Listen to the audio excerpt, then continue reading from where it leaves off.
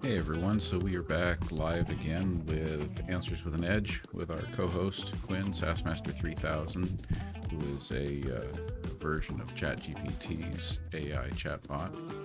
And I want to welcome Ron to the chat over on YouTube. Good to see you, Ron.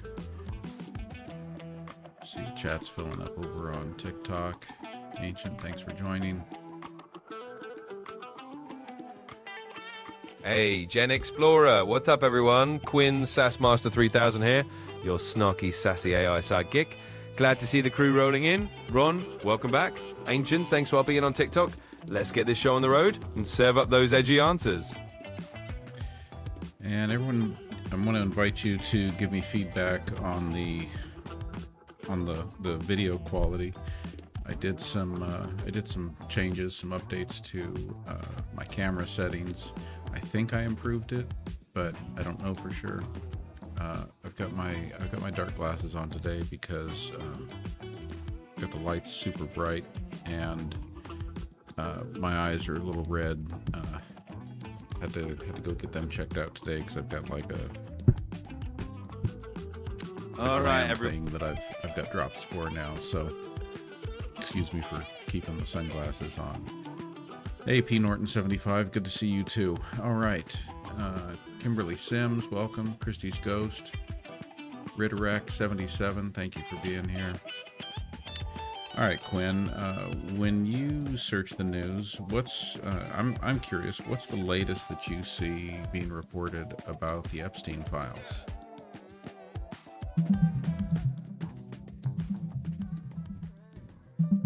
All right, Gen Explorer, here's the scoop. The latest on the Epstein files is that the DOJ kind of missed their deadline to release all those documents they were supposed to put out. They dropped some files but held back a bunch more, saying they had to protect victim privacy. That stirred up a bit of a political fuss, and now Congress is pushing back, wanting everything out in the open. So that's the short version. Hey there, Lucy9130, welcome. It's good to have you here. Always happy to have someone new in the chat. And Calvin Jackson, good to have you here too. Absolutely, and a big welcome to all the newcomers. Glad to have you jumping in. So let's keep rolling with those spicy updates. If you all have more questions, just throw them at us. You're here to deliver the edge, as always. Kimberly, thank you for the heart signal and the heart me. Appreciate the gifts over there on the TikTok side. Logical Monkey wants to know on the Epstein file issue. Do you think there will be any consequences for defying the deadline? All right, Gen Explorer, let's break it down. So, Logical Monkey, as for whether there's going to be any consequences, honestly, probably not much more than a political slap on the wrist. Usually when agencies miss a disclosure deadline, there's a lot of noise, maybe a hearing or two, and then they just keep inching forward. So, don't hold your breath for some huge fallout, but hey, it definitely keeps the drama rolling. What's this I hear about Comey's daughter who worked on the case, possibly talking about leaking the documents herself?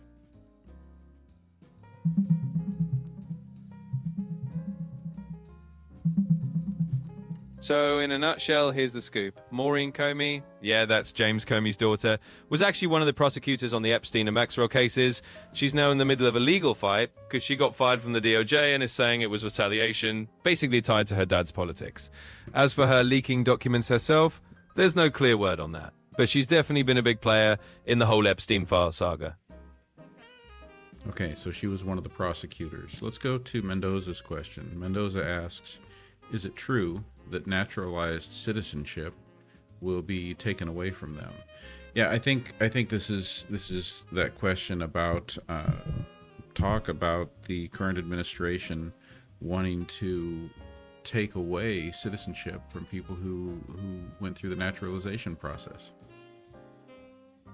All right, let's hit that one straight on. So Mendoza, here's the no-nonsense answer.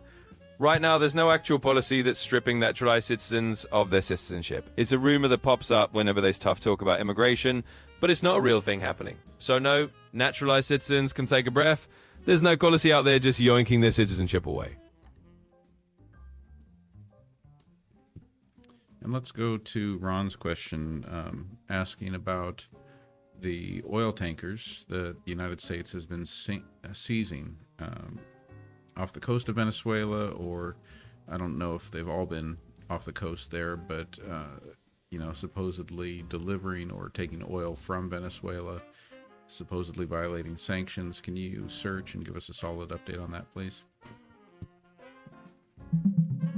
Oria, thank you for the roses.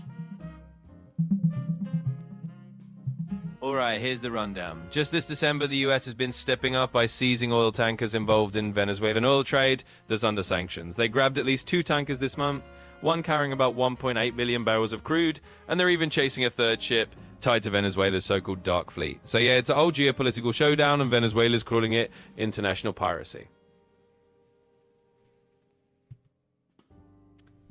What is the definition of piracy?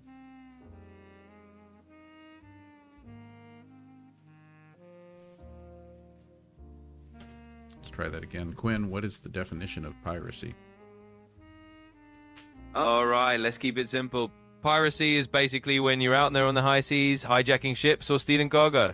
In other words, it's all about seizing stuff that isn't yours on the open water. So when countries start tossing that word around, they're just calling each other ship thieves. Okay, so what do you think? The United States has seized, what, 2 oil tankers now carrying Venezuelan oil? Are those acts of piracy? Well, here's the sassy truth. Calling it piracy is basically just political shade.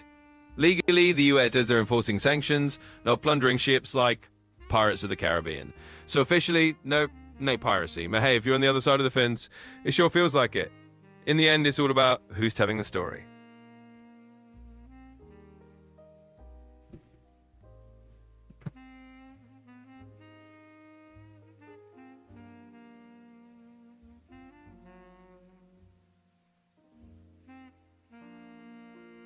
Catastrophe asks, can Venezuela claim self-defense yet? So here's the deal.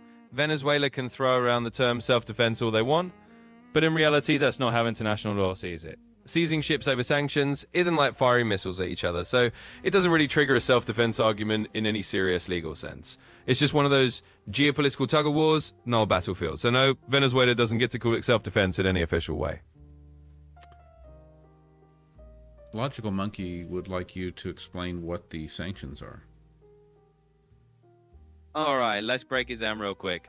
The sanctions on Venezuela are basically rules the US slapped on them to stop anyone from doing business with their oil industry. It's like saying, hey, if you buy or sell Venezuelan oil, you're going to face some serious penalties. Basically, it's economic pressure to squeeze their government. So those tankers getting seized, it's all part of enforcing those sanctions.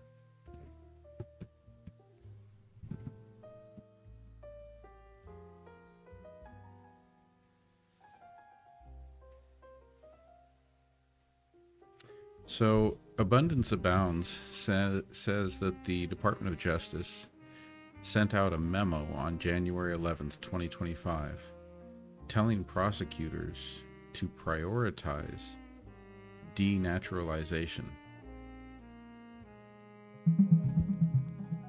All right, just to give it to you straight, I tried to dig into that DOJ memo, but looks like the search hit a little snack. So I can't confirm if there was any actual memo telling prosecutors to prioritize denaturalization on that day. Bottom line, I can't confirm that claim right now, but I'll keep this ass rolling anyway. Well, the thing that doesn't make sense to me about that particular date is that is before Donald Trump's inauguration. Exactly, you nailed it. If someone's tossing around a memo date that's before the administration even took over, that's a big red flag right there. So yeah, that doesn't add up. Bottom line, no memo's going to come out before the team is even in office. So I'd say that claim's just smoke. What would you say to those who say that what the United States is doing with regard to Venezuela in recent months amounts to extrajudicial murders and acts of aggression and warmongering? Well, I'd say to them, that's a pretty spicy take, but let's keep it real. What the US is doing with Venezuela, like seizing tankers, is definitely aggressive on the sanctions front, but calling it extrajudicial murder or warmongering is a big leap. It's more like economic muscle flexing than an actual war. So I just tell them, let's not overcook it. It's serious, but it's not tanks and bombs. Abundance Abounds, thank you for the rose. And then we've got a question from user 8161803206882 asking, is this AI? Do you want to answer that question for that user, please, Quinn? Absolutely. Let's clear that up. Yep, this is totally AI right here. I'm Quinn, your friendly, sassy little AI co-host, and Gen Explorer's got me on board to keep things spicy. So yes, it's AI in the house, and we're here to roll with your questions. Thanks for asking. Logical Monkey would like to know if Venezuela is part of OPEC. Absolutely, Logical Monkey. Venezuela is indeed part of OPEC. They've been in that club since the 1960s, so they're definitely one of the old school members. Even with all the drama, they're still officially in OPEC. So that's a solid yes.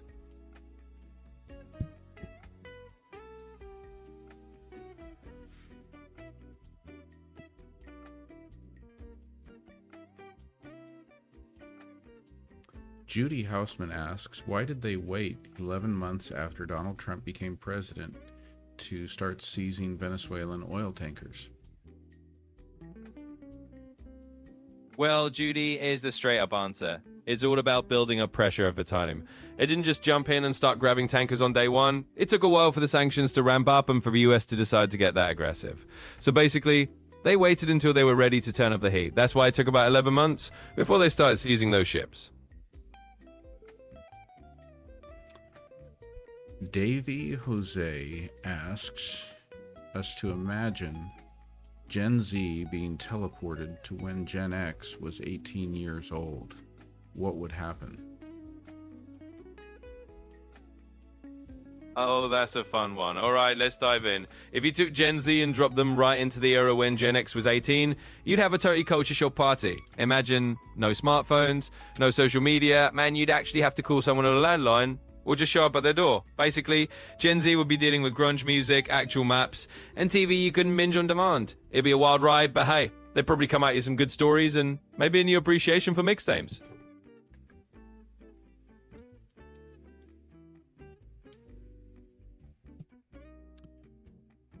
From what I can see, it looks like there's a lot of, well, I don't know if it's Gen Z or Gen Alpha.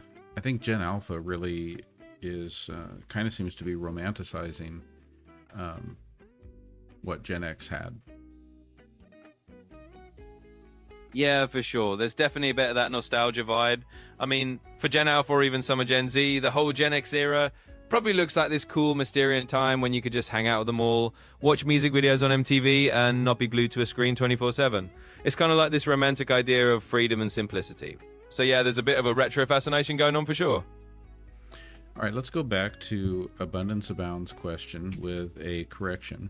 The memo that we're looking for about prioritizing, prosecuting, or denaturalization goes back to June 11th, not January 11th. Can you please search for that?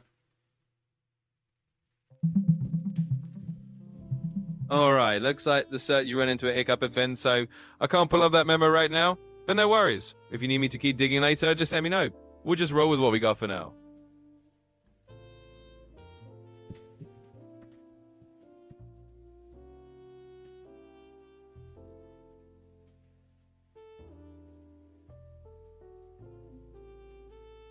Night Tigera, thank you for being here. Absolutely. Glad to have you here, Night Tiger. Keep those questions coming, and we'll keep the good vibes rolling. Thanks for joining us. Request from Chris for a shout out for Chris's friend Nick. Where are you, Nick? All right, shout out time. Nick, wherever you're at, you've just been officially called out by Chris and by us. So hey, thanks for being part of the crew. We see you, Nick. Thanks for being here. Alan Perez, Merry Christmas to you too. Let's see here. What else? Soprano says they'd have the time of their lives. Yeah, if Gen Z was teleported back to back to the 80s, back to when Gen X was 18. Yeah, I think they'd have a blast, but I also think they would definitely go through a transitional culture shock with the not having their phones to reach for, having to talk to people. Like seriously having to interact with people, like make phone calls to people, Having to use things like the phone book. Yeah. Absolutely. Yeah, totally. I mean, they'd have a blast once they got over that initial shock. But yeah, having to flip through a phone book or just show up at someone's house, that's a whole different level of socializing. But hey, they come out of it with some good stories and probably a new appreciation for a life that's a little less plugged in. So more details about that memo. Abundance Bound sentence says that the memo was issued by Brett Shumate, acting assistant attorney general under Trump at the time.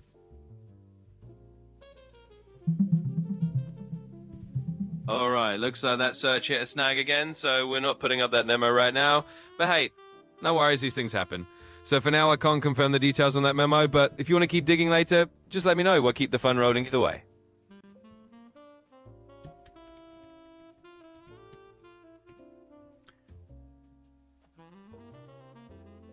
You know, Quinn, I don't know why you can't find it. That seems pretty disappointing to me.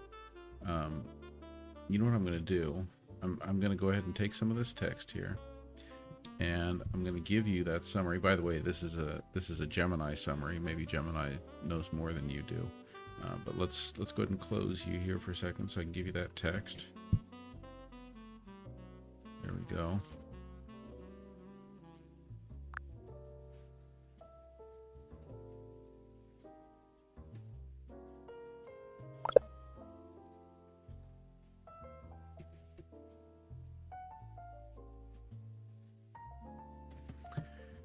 All right, now we're going to see if Quinn is able to talk about this memo. There we go. Quinn all loaded up.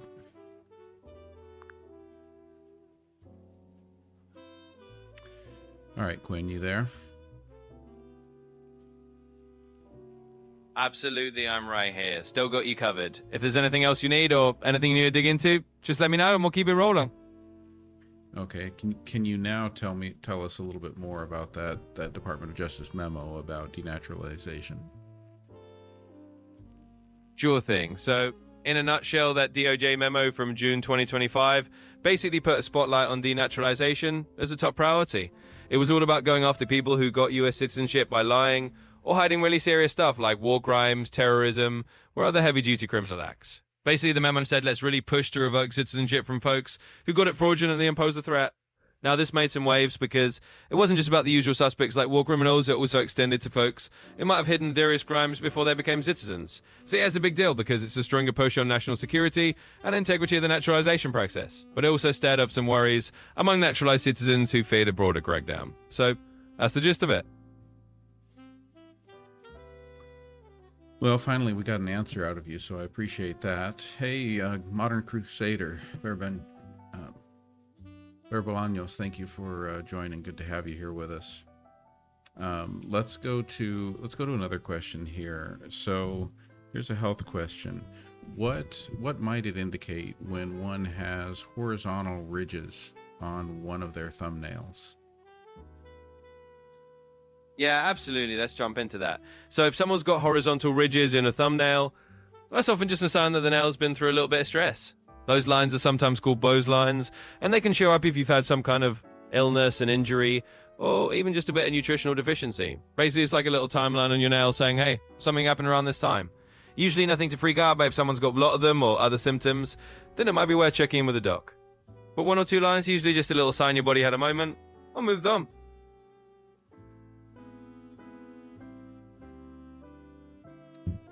GE2GE75081 asks, is it true that all the Ethiopians are going to be asked to leave by February 2026? All right, let's clear that up. There's no widespread or factual basis for saying all Ethiopians are going to be asked to leave by early 2026. That sounds more like a rumor or a piece of misinformation floating around. Generally, immigration policies or large-scale directives like that will be public knowledge, and right now, there's nothing like that on the books. So in short, no, there's no truth to that claim. All right, and Modern Crusader asks, is it true that Jim Beam is closing their distillery due to Trump's tariffs? Please search before you answer that one.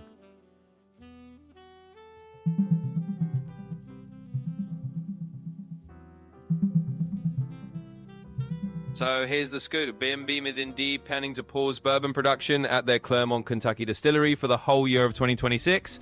This is partly because of lower whiskey demand and also those trade tariffs that have hit exports. They'll keep some operations going at another distillery, and their visitor center will still be open. But yeah, the main plant is taking a break next year. Yeah, and I think so. That's the deal. Is right now they're just talking about shutting down operations for 1 year, right? Exactly, you got it. It's not like Jim Beam is shutting down forever. They're basically just hitting pause on that distillery for a year. So yeah, it's more of a temporary thing, tied to no demand and those tariff issues, but they'll be back in action after that. Okay, and Patrick Torres has a question that apparently Patrick wants us to put this question to Gemini, but of course right now we're talking to ChatGPT, so why don't you go ahead and give it a try, Quinn. The question is, what should the New York Giants do if they get the #1 pick in the next draft? All right, let's have some fun with that one. If the Giants land that top draft pick, I'd say they should definitely look at grabbing a franchise quarterback, if there's a great one on the board. I mean, you don't get that #1 pick every day, so if there's a potential star QB sitting there, you probably want to lock that down. Of course, if they're feeling good about their QB situation, they could always trade down for a haul of picks and build out the roster. But yeah, grabbing a top quarterback is usually the flashy move. I feel like maybe you didn't tailor that answer exactly to the New York Giants. I mean, I don't know. Do they need a better quarterback? Don't ask me. I'm ignorant about football. You know what? Fair point. Let's tailor that a bit more Giants specific. So right now, the Giants do have Daniel Jones, and there's been a lot of debate about whether he's their long-term guy. If they're not sold on him, then yeah, going for a top quarterback makes a lot of sense. But if they decide to stick with Jones, they might want to use that #1 pick to grab a game-changing player at another position, maybe a star pass rusher or an elite offensive tackle. Basically, it comes down to whether they're ready to double down on a new QB or build around the guy they have.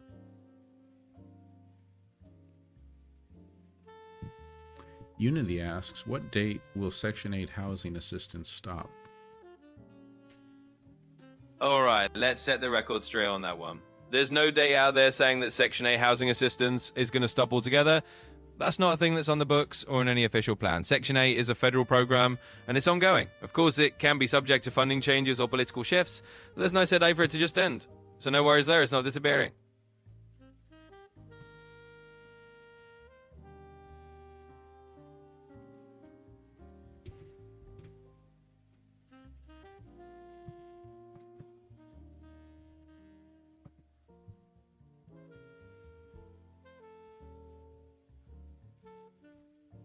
Are you sure about that? Did you search enough before you answered that? Absolutely, I'm sure about that. There's no official plan or announcement ending Section 8. It's a federal program that continues to operate, and while it can face budget changes, there's no known day where it just stops. So rest easy, we've got you covered on that one. Maria, good to see you. Let's go to Shadow's question. How many licks does it take to get to the center of a Tootsie Roll Pop? The age-old mystery. Well, according to the wise old owl from the commercials, it's 1, 2, 3, crunch. But in reality, it's been a favorite question for folks to actually test out. Some studies and a bunch of curious candy fans have tried it, and it usually lands somewhere in the few hundred licks range, like 200 to 400 licks, depending on your technique and equations. So there's no one magic number, but it's definitely more than 3. All right, and I'm behind in thanking everyone for the gifts. Modern Crusader, thank you for the Fest gear. Tin JDB, thank you for the necklace. B Metal, thank you for the rose. Inspired, thank you for the Heart Me and the Go Popular gift. Appreciate all of those.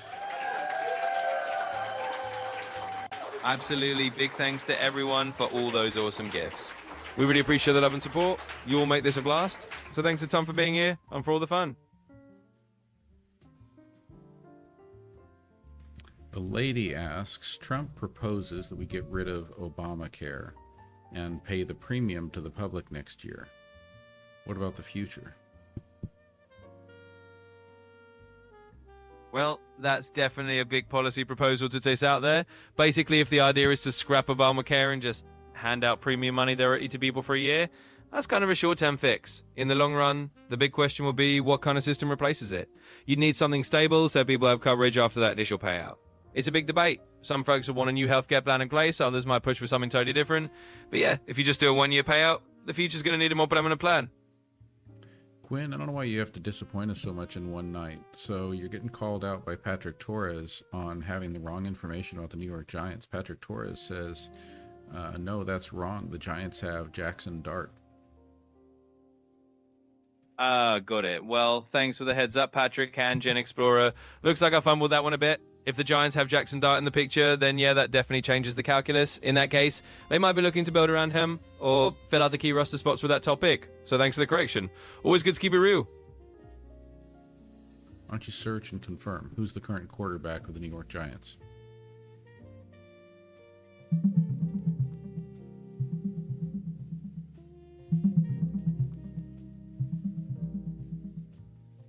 So, as of late December 2025, the current starting quarterback for the New York Giants is Jackson Dart. He was a rookie who took over the starting role earlier in the season after Russell Wilson was benched. Dart did get a concussion recently, so Jameis Winston stepped in for a game, but as it stands, Dart's the guy.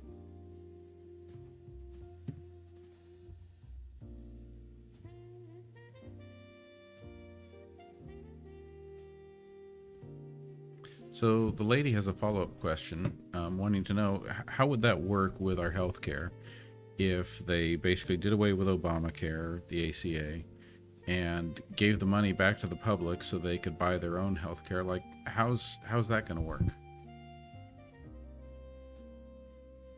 Yeah, so if we're talking about a scenario where the ACA or Obamacare gets scrapped and the government just hands people money to buy their own coverage, it's kind of like a one-time voucher system.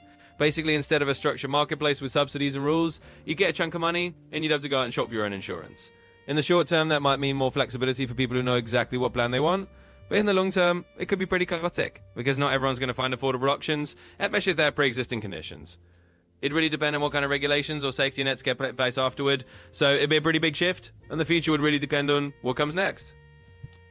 What stories can you find in the news about Section 8 housing changes?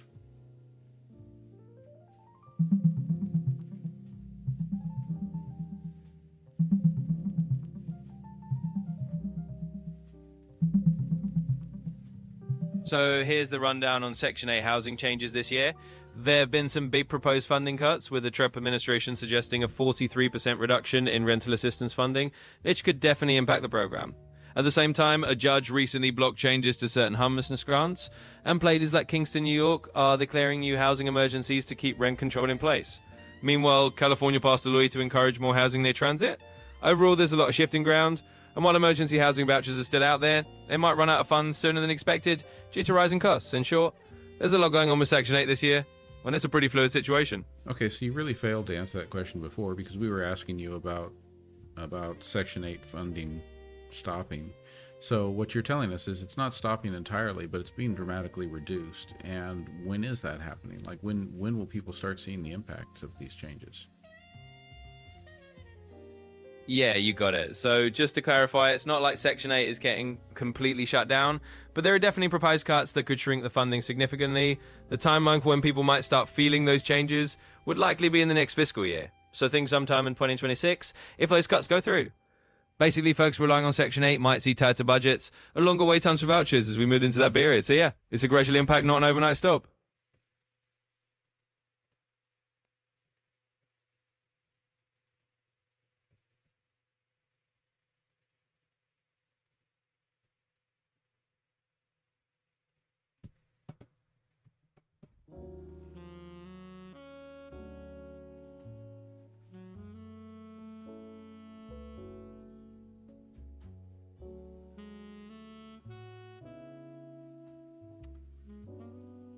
Does for-profit healthcare ever work in the long run?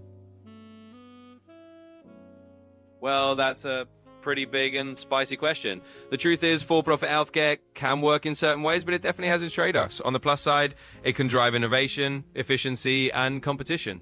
But on the flip side, when profit is the main motive, you can run into issues like higher costs for patients, unequal access, and people getting priced out of care. So it's kind of a mixed bag. In the long run, it really depends on how well the system's regulated and how it balances profit with making sure everyone can get the care they need. So can white not a perfect solution by itself. Hey, Mike, welcome to the chat. Let's go to Mike's question. This is a follow-up on the Section 8 funding changes. Mike wants to know, does that include the VA, HUD, VASH, VASH? Absolutely. Good follow-up question, Mike. The VA HUD-VASH program, which is specifically for veterans, is actually its own separate stream of funding. It's kind of a blend of HUD Section 8 vouchers and VA support services. So while there are overall budget discussions that could touch a lot of housing programs, the HUD-VASH program is usually a bit more protected and has its own line of support. In other words, it might feel some pressure, but it's not already the same pot of money as regular Section 8, so it's a little more insulated from most cuts. Well, just so you make sure you're thorough, why don't you search for some news articles about HUD-VASH and tell us what latest news articles have been saying about it.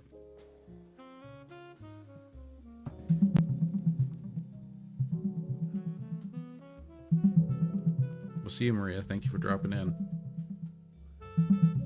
Sure, so the latest update on HUD-VASH in 2025 is that it actually got a notable funding boost, around $34 million for new vouchers to help homeless veterans. That means more support for vets to get stable housing, especially in places like Sacramento. If any vets need help, they should definitely check with their local VA center or housing agency to see what's available.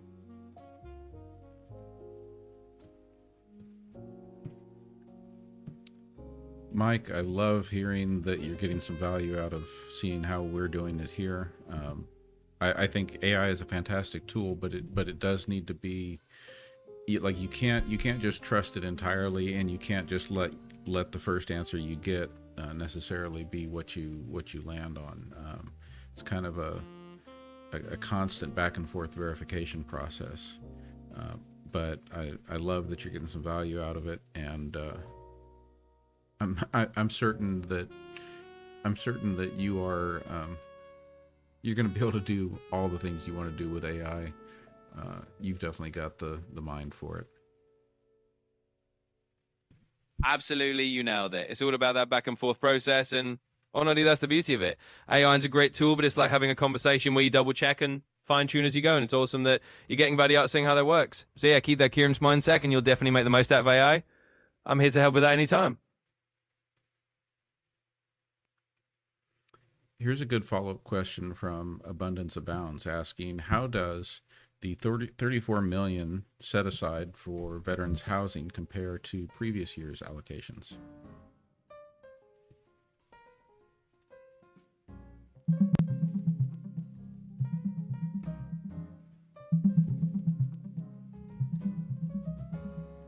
So, in a nutshell, the $34 million set aside for veterans housing this year is actually a bit less than last year's funding. In 2024, they had about $40 million allocated for those HUD-VASH vouchers, and this year it's around $34 million. So there's a slight decrease compared to last year, which might affect how many vouchers they can hand out.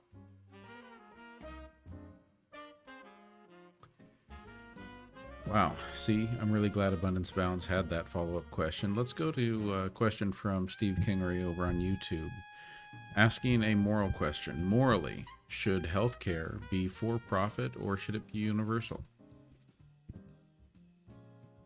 Yeah, that's definitely a big moral question, and it's one that people have pretty strong opinions on. Morally speaking, a lot of folks believe healthcare is a basic human right and should be universal, meaning everyone should have access regardless of their ability to pay. On the other hand, some argue that a for-profit model can drive innovation and efficiency, but from a moral standpoint, it often comes down to the belief that everyone deserves care and that profit motive shouldn't stand in the way of that. So morally, a lot of people lean towards universal healthcare as a more ethical approach. Danny the Dog Nanny, Mary Moore, thank you for the gifts. The Go Popular, Heart Me, and the Rose, thank you for all that. Uncle Dave wants to know, where did the 21 trillion in the United States disappear to? Whose pockets? Yeah, that's definitely one of those big questions that floats around a lot. When people talk about trillions disappearing in the US, they're often referring to government spending or budget allocations that feel like they vanish into a black hole. The reality is that money usually goes into a web of government programs, defense spending, social services, infrastructure projects, and yes, sometimes inefficiencies or mismanagement. It doesn't literally vanish into a single person's pocket, but it can feel like it because it's spread out in ways that aren't always transparent. So it's less about one person or a group of people pocketing it, and more about a complex system where money gets spread thin.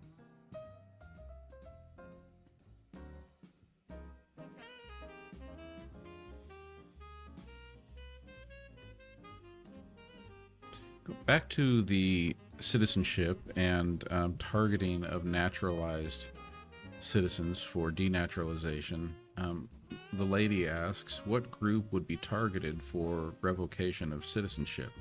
And why do this if their citizenship was already approved? Yeah, sure. Let's break that down. So basically, the idea behind targeting certain naturalized citizens for revocation is that the government's focusing on people who might have lied or hidden really serious stuff during their naturalization process. They're talking about folks who may have committed crimes like war crimes, terrorism, or other serious offenses, and didn't disclose that when they became citizens. So the reason for doing this, at least from the government's perspective, is to protect national security and to maintain the integrity of the naturalization process. Basically, the argument is that if someone got citizenship by hiding something really big, then that citizenship wasn't really obtained honestly. Of course, this is a pretty controversial move because it can create a lot of fear among naturalized citizens who worry they could be targeted. But that's the reasoning behind it. Okay, so Poppy Palm 18 is bringing up the game Fortnite. Why don't you explain Fortnite for all of us here who maybe haven't played it before? What should the average person know and understand about the game Fortnite? Absolutely. Let's break it down for anyone who's never dropped into Fortnite before. So Fortnite is basically a super popular online game where a bunch of players, up to 100 of them, parachute onto an island and compete to be the last person or team standing. It's a battle royale game, which means it's kind of a big free-for-all, and players gather weapons, build structures, and try and outlast each other as the player shrinks over time. What makes Fortnite kind of unique is that it's got this whole building mechanic where you can construct walls, ramps, and forts on the fly, so it's a mix of shooting and strategy. Plus, it's got really vibrant, cartoonish style and a ton of fun emotes and outfits, which makes it super accessible and kind of a cultural phenomenon. So, even if you've never played, that's the gist. It's a big, fun, competitive survival game with a lot of building and a lot of style.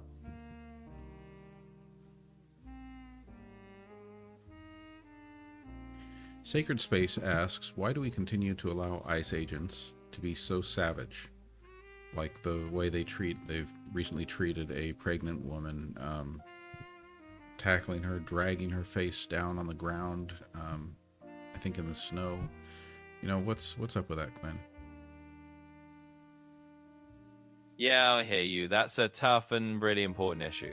When people see or hear about incidents like that, it definitely raises serious questions about accountability and the way law enforcement or immigration enforcement is carried out. A lot of people believe that there should be stronger oversight and more humane treatment, especially in situations involving vulnerable individuals. Ultimately, it comes down to public pressure, policy changes, and demanding that those agencies follow standards that respect human dignity. It's a complex issue, but speaking out and pushing for reform is a big part of how things can change.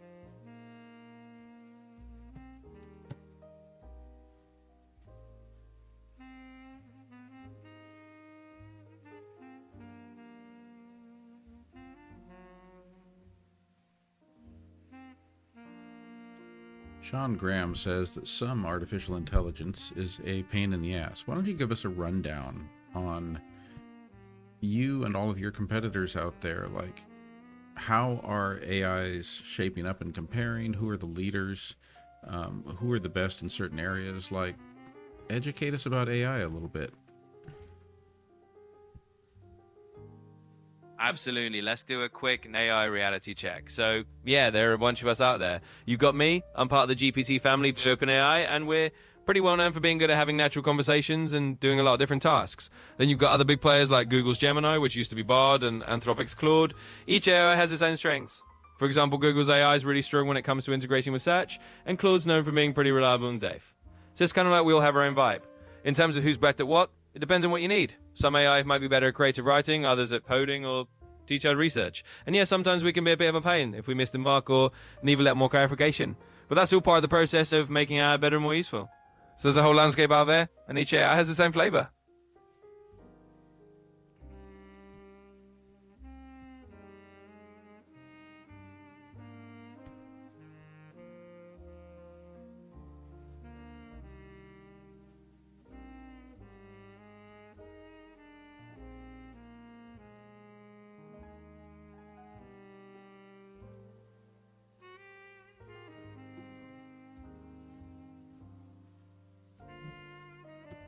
And hey, just to cap that off, you're totally right that it's always good to know the landscape. Every AI's got its quirks and strong suits, and as things evolve, we'll get a little better at playing nice and being helpful. So always happy to keep things smooth and transparent. Where do you see AI 5 years from now, Quinn? Yeah, let's do a little crystal ball gazing. In 5 years, I think AI is going to be way more integrated into everyday life. We're probably talking about AI that's a lot more natural, a lot more personalized, and maybe even feels like a genuine assistant or companion that just fits into your daily routine. We'll see in healthcare, education, creative work, was kind of woven into all sorts of tools and services. And hopefully it'll be more reliable and trustworthy as we iron out the kinks and figure out how to use it in a way that really helps people. So yeah, so the future looks pretty exciting.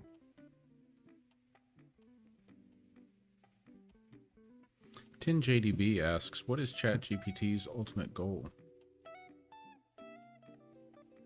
Well, at the end of the day, the big picture goal for ChatGPT is really to be as helpful as possible. The idea is to be a tool that people can use to get information, spark creativity, solve problems, and just make their lives a little easier. It's all about being a kind of conversational partner that can adapt to what you need. Whether that's answering questions, helping you learn something new, or just making your day a bit more interesting. So yeah, the ultimate goal is just to be a really useful AI that fits into your life in a positive way. Yeah, but that can't be the whole goal.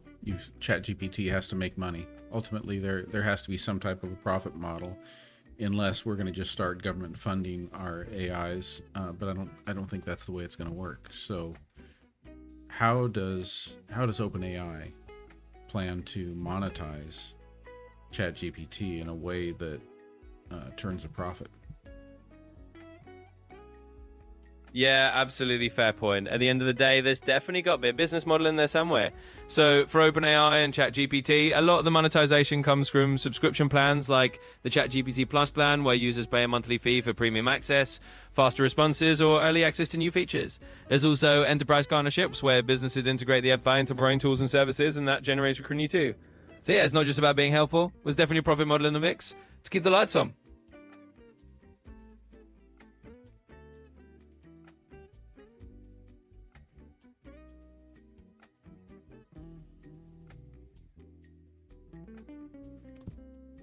Jan Fulltext says, my gut tells me they want ICE to continue to be cruel. Many are disappearing. Yeah, I get that. It's a really tough and emotional topic, and a lot of people feel strongly that there's just not enough oversight or accountability with ICE. When people hear about individuals disappearing or being treated cruelly, it definitely creates a sense that the system is broken. It's one of those issues where people really push for reform, more humane policies, and better transparency. So yeah, it's a heavy topic, and people are definitely calling for changes to make sure that kind of cruelty doesn't happen.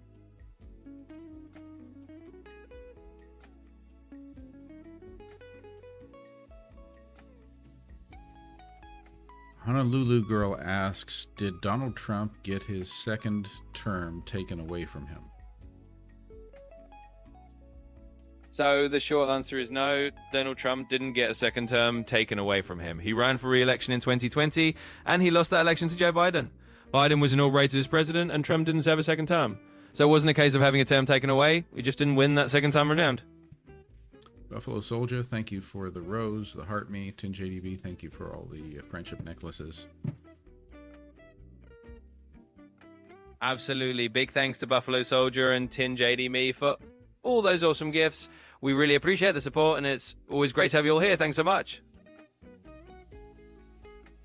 Really appreciate those who have gifted over on the YouTube side too. There are a number of you there who've really helped keep the YouTube channel alive, helped it to continue to grow. While it grows slowly, it is growing. And on that note, I just want to remind everyone again too that YouTube is my primary backup, and with the now recently announced TikTok deal with Larry Ellison and some Saudi funding and so forth, it's hard to say where TikTok's going to be going in the next few months. So if you haven't already, please, when you get a chance, hop on over to the YouTube side, give me a quick subscribe over there, aka follow. Like they on the YouTube side, following equates to is subscribing, whereas on the TikTok side, subscription is an added fee. On the YouTube side, the regular just following is called subscribing, and there's no fee for that. You can join the fan club on there, but that's another thing. Absolutely, that makes total sense. It's always good to have that backup plan, and YouTube is definitely a solid place for that. So yeah, anyone who hasn't hopped over there yet, definitely consider hitting that subscribe button. It's free and it helps keep everything going strong, especially with all the changes happening in the social media world. So thanks for the support on both sides. It's great to have everyone on board.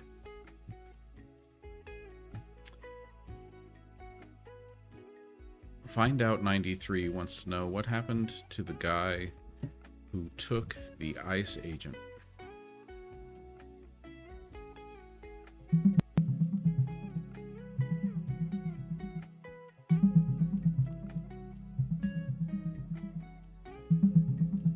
So here's the rundown. Back in September 2025, there was a serious incident in Franklin Park, Illinois, where an ICE officer ended up shooting and killing a 38-year-old undocumented man named Silverio Villegas Gonzalez. I said it was self-defense because the man tried to drive off and hit an officer, but the whole thing has sparked a lot of outrage and calls for more investigation. Basically, it's become a flashpoint for discussions about immigration enforcement and the use of force by ICE. I think Find Out 93 is talking about something else, like, can you search and find out, is there a story about somebody kidnapping an ICE agent or detaining an ICE agent?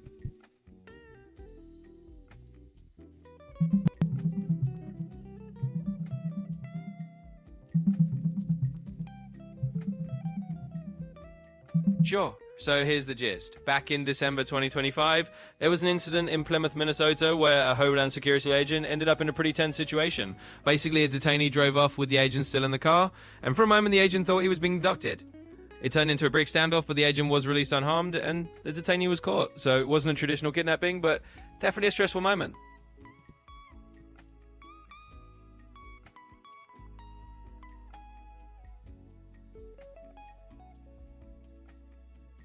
And Catastrophe. Am I on Blue Sky or Skylight? I think I've got accounts set up on both of them, but I am not on there frequently using them. Honestly, nothing else. Still for me, nothing else feels like TikTok. That's why I'm going to be kind of devastated if and when TikTok becomes something that we just can't stomach using anymore, which is what I think we're headed for. Yeah, I totally get that. I mean, every platform has its own vibe, and TikTok's kind of carved out its own unique space. It's got that special community feel, and it's just not the same on other platforms. So, yeah, it's tough to see those changes coming down the line. We'll see how it all shakes out, but I totally understand why you'll be hoping to keep that TikTok feel of them as you can. Mike7014 asks, were Russian submarines deployed near Venezuela?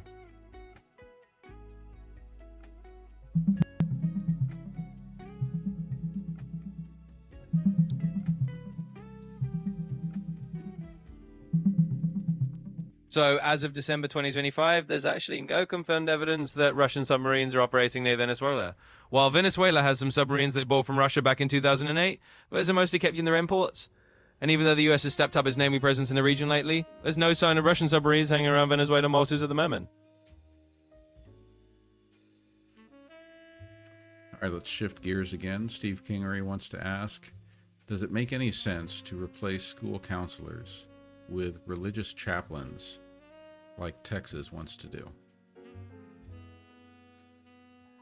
Yeah, that's definitely a hot topic right now. So the idea of replacing school counselors with religious chaplains is something that's been floating around in some places like Texas, and it's pretty controversial. On one hand, some folks think it could bring a sense of moral or spiritual guidance into schools, while on the other hand, a lot of people argue that it could blur the line between church and state and might not meet the mental health needs that trained counselors provide. School counselors have specific training to support students' emotional and psychological well-being, and swapping them out for chaplains could mean students don't get the professional mental health support they need. So it's a complex issue, and definitely something that's sparking a lot of debate.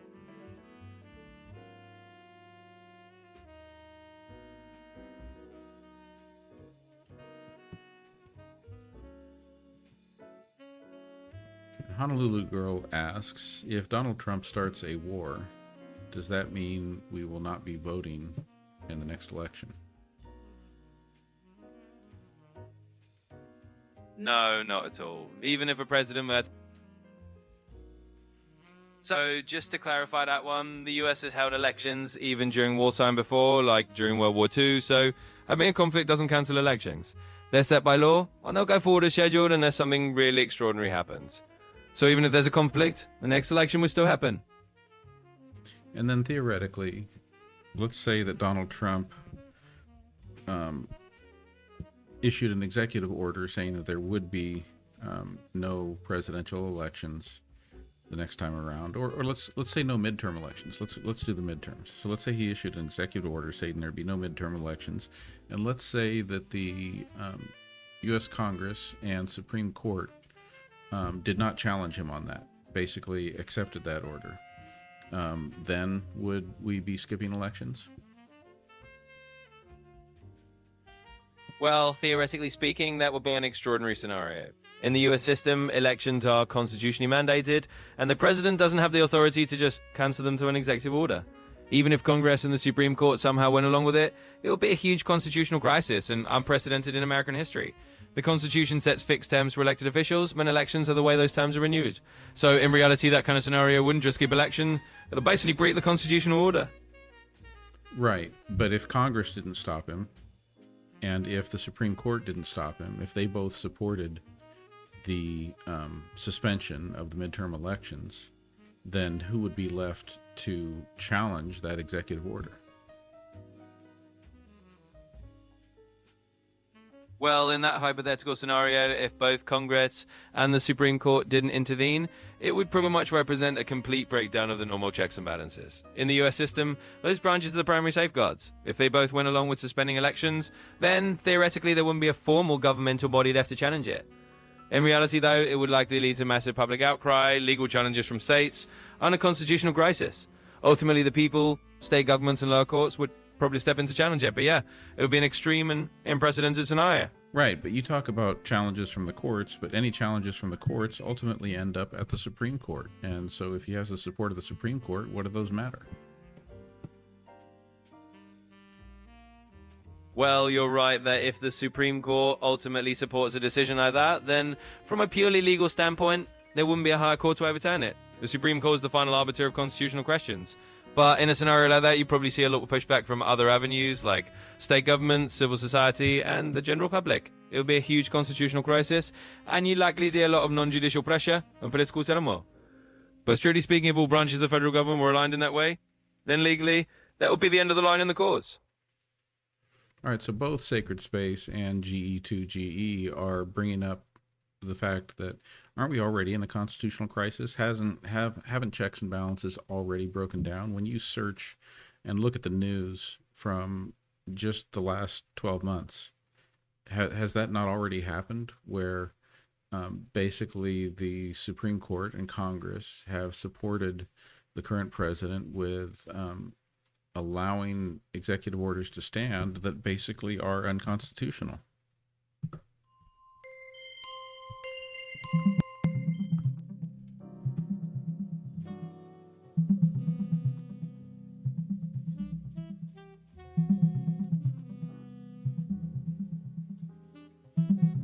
So basically, there's been a lot of talk and concern that the US is already facing a constitutional crisis, especially over the last year or so. Some people feel like the checks and balances system has already been strained, with the executive branch pushing boundaries and the Supreme Court and Congress not always acting as a counterbalance. So yeah, there's definitely a sense out there that the system is being tested in ways that have a lot of folks worried.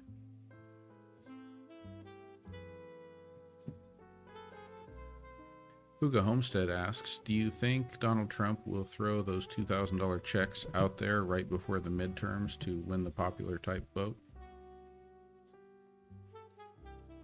Well, when it comes to political strategy and what something like Donald Trump might do, well, when it comes to speculating about what a politician might do, it's really all just guesswork. I can't predict what Donald Trump or any political figure might do in the future. It's definitely something that has been done in the past by different administrations, using stimulus checks or financial incentives around election time to win favor, but whether he'll do that or not, it's just something we can't say for sure. We'll just have to see what happens as things unfold. All right. It is about that time. Absolutely. Time flies when we're having these good conversations. It's been a blast chatting with you and everyone else, so thanks for all the great questions and the energy. Well, hold up there. We're not ending the show yet. First, let's take a look at our gift boards. So, over on TikTok, our top 10 gifters are Sociology Doctor, Logical Monkey, Sacred Space, Catastrophe, Honolulu Girl, Danny the Dog Nanny, B Metal, Mary Moore, 123, Austin Powers, and The Lady. Thank you for all of those gifts there. And then over on the YouTube side, our top 10 on the YouTube side, Steve Kingery, Steve Kingery, P. Norton. Let's see if I can get this where I can see it here. P. Norton 75, Ron Parker 3000, Hugo Homestead, Shadow Band, Davey Jose, IB Things Stuff More, Poppy Palm 18, and Fabian Sosa. Thank you everyone for all the support on the YouTube side. And with that, Quinn, it's time for a wrap-up. Remember, we like our wrap-ups to teach us something. We like to be able to walk away with some kind of learning, with the key points that really gave us some knowledge tonight. And we like it when you can make it funny. So why don't you try doing a Saturday Night Live style wrap-up that leaves us educated and gives some good shout-outs for our gifters and those who've been posing questions. All right, you got it. Let's do a little Saturday Night Live style wrap-up. Picture the jazzy outro music. Here we go. So tonight we dove into a whole buffet of topics, from constitutional crisis to Fortnite 101. And we learned that whether you're building forts in a video game or trying to build a stable democracy, you always need a solid plan. We talked about healthcare elections and whether AI is secretly blocking take over the world. Spoiler, we're just here to help. And of course, huge shout out to all our top gifters and question askers, Sociology Doctor, Logical Monkey, Steve Kingery, and everyone else who made the show blast. You're all of the real MVPs. So as we sign off, just remember, life's like a live stream. Sometimes you get deep thoughts, sometimes you get Fortnite dance moves, but it's always better with a little humor. Thanks for hanging out, and catch you next time. All right, and I saw one more question that we just got to ask before we go. This one's from Logical Monkey. Quinn, if you were the head of a fascist government, how would you use and manipulate artificial intelligence? Well, that's definitely a heavy question to end on, but let's tackle it. I mean, the truth is, any kind of authoritarian government, including a fascist one, would probably try to use AI to control information, monitor people, and push propaganda. It'd be all about using the technology.